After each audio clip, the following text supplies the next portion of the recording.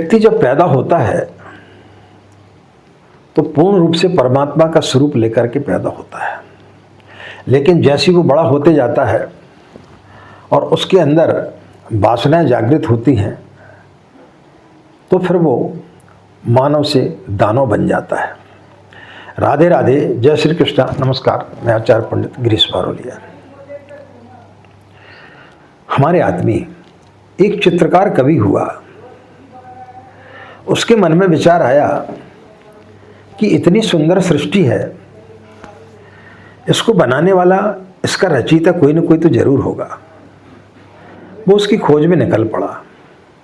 खोजते खोजते वो एक नदी के किनारे पर पहुंचा। एक छोटा सा ग्वाला का बालक एक पत्थर पर बैठकर बांसुरी बजा रहा था। सूर्य अस्त होने वाला था। सूर्य की लालिमा छाई हुई थी। उसकी किरणें उस नदी के जल पर पड़ रही थी। जब उस चित्रकार कवि ने देखा तो उसे लगा कि पूरा परमात्मा इस बच्चे के अंदर मौजूद है। इससे सुंदर ईश्वर की कृति नहीं हो सकती। उसने उस बच्चे की तस्वीर बनाई और कविता लिखी और उसका शीर्षक लिखा ईश्वर। फिर काफ़ी समय हो गया, वो वृद्ध हो चला था। फिर उसके मन में विचार आया कि जैसे सिक्के के दो पहलू होते हैं, वैसे ही जहाँ ईश्वर है वहाँ शैतान जरूर होगा। तो फिर शैतान की खोज में निकल पड़ा। नगर के, शहर के, राजधानी के बड़े बड़े जेलों में गया। जेलों से संपर्क किया और वहाँ के कुख्यात लोगों से मिला। अंततोगत्ता वो एक बहुत बड़े जेल में पहुँचा। वहाँ के जेलर से उसने बातचीत की तो वहाँ के जेलर ने बताया कि यहाँ पर एक व्यक्ति है जिसने अपनी उम्र से ज़्यादा लोगों की हत्या की है। बच्चा पैदा हुआ नहीं कि उसके गला दबाने में भी उसको संकोच नहीं हुआ।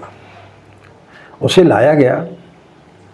उस चित्रकार कवि ने जब उसको ऊपर से नीचे तक देखा तो उसने बोला कि इसके अंदर पूर्ण शैतान मौजूद है।